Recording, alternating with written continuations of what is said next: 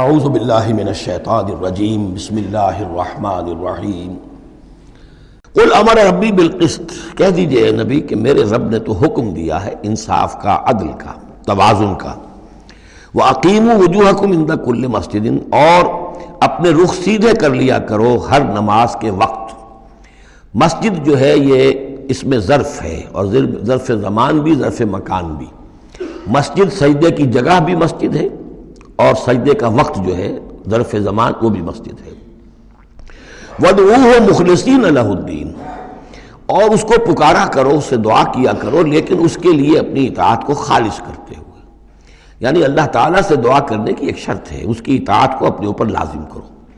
جیسے کہ سورہ بقرہ میں ہم جہاں روزے اور رمضان کے احکام اور حکمتوں کا بیان ہوا ہے، اس میں فرمایا گیا وَإِذَا سَأَلَكَ عِبَادِي عَنِّي فَإِنِّي قَرِيبٌ أُجِيبُ دَعْوَةَ الدَّاعِ إِذَا دَعَانِ فَلْيَسْتَجِيبُوا لِي، میں تو ہر ایک پکارنے والے کی پکار سنتا ہوں، اس کی دعا کو قبول کرتا ہوں، لیکن اسے بھی چاہیے کہ میرا کہنا مانے، اور یہ کہنا ماننا جو جزوی نہیں ہوگا۔ ادخلوا فی السلم کافہ، داخل ہونا ہے تو پورے پورے ہونا ہے۔ تو فرمایا کہ مخلصین لہ الدین، اپنی اطاعت کو اس کے لیے خالص کرتے ہوئے، یعنی اس کی اطاعت کے دائرے کے اندر تو اور اطاعتیں ہو سکتی ہیں۔ والدین کا حکم آپ مان لیجئے جس میں کہ اللہ کی معصیت نہ ہو، اساتذہ کا حکم، حکام کا حکم جس میں اللہ تعالیٰ کے کسی حکم کی نفی نہ ہو رہی ہو، وہ ساری اطاعتیں اپنی جگہ پر ہوں گی، لیکن لا طاعۃ لمخلوق فی معصیت الخالق، مخلوق میں سے کسی کی اطاعت نہیں کی جائے گی جس میں خالق کی معصیت لازم آ رہی ہو۔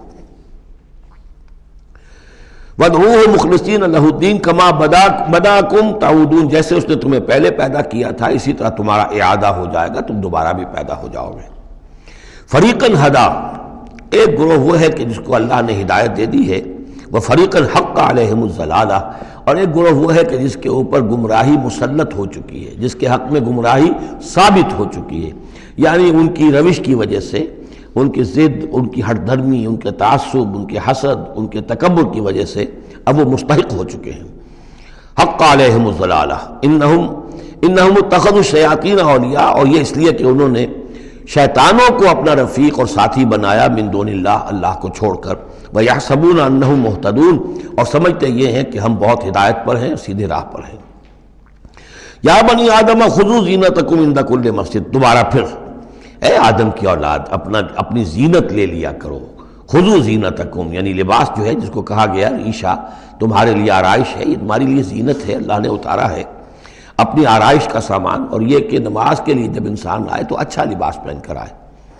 ہمارے ہاں عام طور پر الٹی روش چلتی ہے، دفتر جا رہے ہیں تو وہ بہت اچھا لباس ہے، مسجد جا رہے ہیں تو وہ چاہے میلے کپڑے پہن کے چلے گئے، لیکن یہاں اللہ تعالیٰ فرما رہا ہے یہ نہیں، میرے پاس آتے ہو، میرے دربار میں آتے ہو تو اچھا لباس پہن کر آؤ۔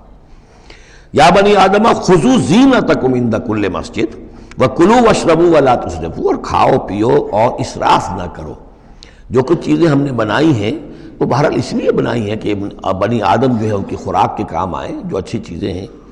انہ لا يحب المسرفین، ہاں وہ اسراف کرنے والوں کو پسند نہیں کرتا، ضائع کرنا، ضرورت سے زیادہ خرچ کرنا، یہ چیزیں جو ہیں یہ اللہ تعالیٰ کو پسند نہیں ہیں۔ اب یہاں پھر اسی رہبانیت کی نفی ہو رہی ہے کہ جس میں سمجھا یہ جاتا ہے کہ اچھا کھانا پینا ہی برا ہے، کاہے کو پہنا جائے، بہت موٹا جھوٹا ہی کھانا چاہیے۔ اچھے کھانے پینے کا مطلب تو یہ کہ نفس پرستی ہو رہی ہے۔ اچھا پہننا جو ہے کیا ضروری ہے، موٹا جھوٹا پہن کے گزارا ہو جائے گا۔ اس معاملے میں سمجھ لیجئے کہ دو حالات میں صورت مختلف ہو جاتی ہے۔ اگر تو دین اللہ کا مغلوب ہے تو پہلا فرض آپ کا یہ ہے کہ اللہ کے دین کے غلبے کی جد و جہد کریں، بیشتر وقت بیشتر صلاحیتیں اس میں لگائیں۔ ظاہر بات ہے اچھا کھا ہی نہیں سکتے، اچھا پہن ہی نہیں سکتے، یہ اس کا منطقی نتیجہ ہو جائے گا۔ یہ اس لیے نہیں کہ رہبانیت کی وجہ سے نہیں کر رہے، اس وجہ سے کہ ممکن ہی نہیں۔ آپ اپنے اسی وقت کو لگائیں گے زیادہ کمائی کے لیے، محنت کریں گے دنیا کے لیے، زیادہ کمائیں گے تو اچھا کھائیں گے، اچھا پہنیں گے۔ آپ نے تو اپنا وقت جو ہے وہ لگا دیا ہے اللہ کے دین کے لیے، اگر لگائیں گے نہیں تو دین غالب کیسے ہو جائے گا؟ خود بخود تو نہیں ہوگا، آسمان سے تو نہیں ٹپک پڑے گا دین، اللہ فرشتے تو نہیں بھیجے گا دین غالب کرنے کے لیے، غالب تو آپ کو کرنا ہے۔ لہذا اس صورت میں تو نیچرل یہ ہو جاتا ہے کہ پھر کم سے کم کرو، کم سے کم کرو، کم سے کم کرو، اپنے معیار زندگی کو اور نیچے لاؤ اور نیچے لاؤ اور نیچے لاؤ، تاکہ زیادہ سے زیادہ وقت، زیادہ سے زیادہ اپنی صلاحیتیں، زیادہ سے زیادہ اوقات، زیادہ سے زیادہ اپنے وسائل کو آپ فارغ کر سکیں اللہ کے دین کے لیے۔ لیکن اس حالت میں یہ جو ہوتا ہے یہ کسی رہبانیت کی وجہ سے نہیں ہے، جیسے کہ صحابہ کرام نے سختیاں جھیلی، بھوک برداشت کی، گھر بار چھوڑے، لیکن وہ کسی رہبانیت کے نظریے کے تحت نہیں تھے۔ وہ ایک مثبت جہادی نظریہ ہے، جد و جہد، انقلابی جد و جہد۔ اور اس انقلابی جد و جہد میں تو دنیا میں جو بھی کوئی آئی ہے پارٹی، ریولوشنری پارٹی، اسے یہ سختیاں جھیلنی پڑی ہیں، چاہے وہ کمیونسٹ ہو یا کوئی اور ہو۔ انقلاب تو اس کے بغیر آتا ہی نہیں ہے۔ البتہ اگر دین غالب ہو گیا، قائم ہے، اب گویا کہ جو ریاست ہے، اسلامی ریاست ہے، نظام خلافت ہے، اب آگے دین کو پھیلانا اور عام کرنا اور مزید اس کے غلبے کی جد و جہد کی توسیع جو ہے یہ ریاست کے ذمہ آ گئی۔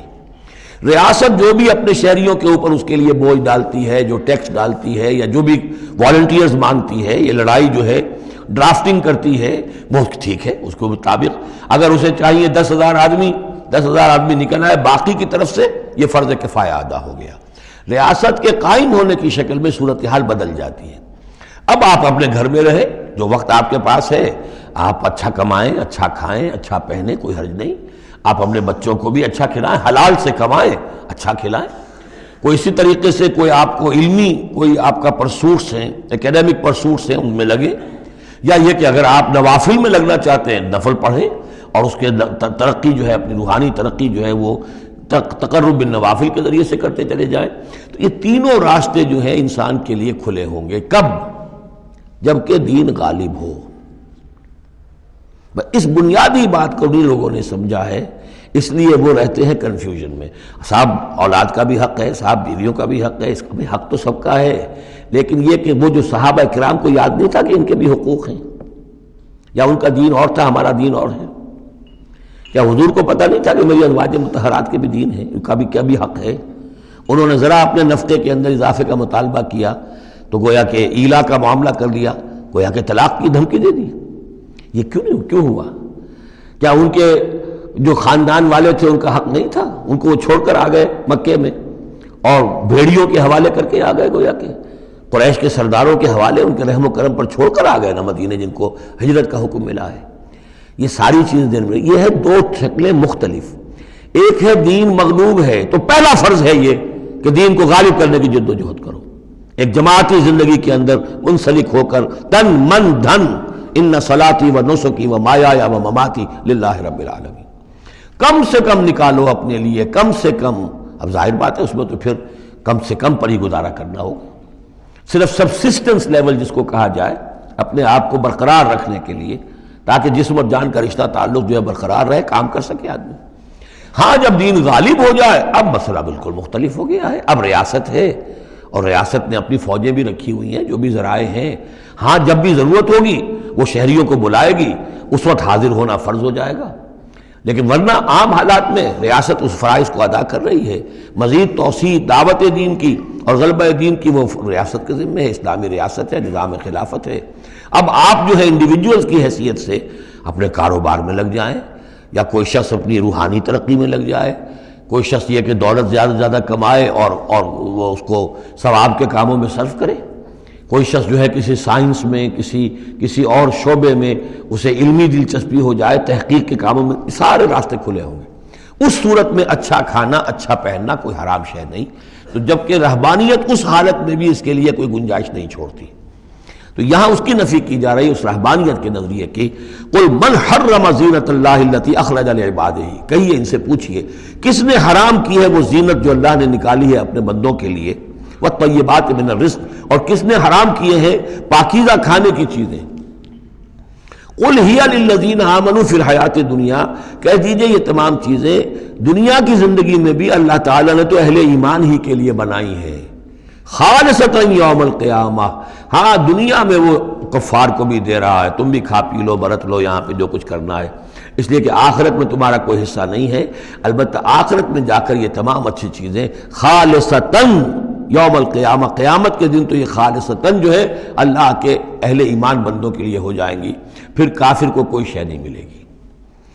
کذالک نفصل الآیات، اس طرح ہم اپنی آیات کی وضاحت کرتے ہیں، لقومی یعلمون، ان لوگوں کے لیے جو علم رکھتے ہو یا جو علم حقیقی حاصل کرنا چاہیں۔ صدق اللہ العظیم.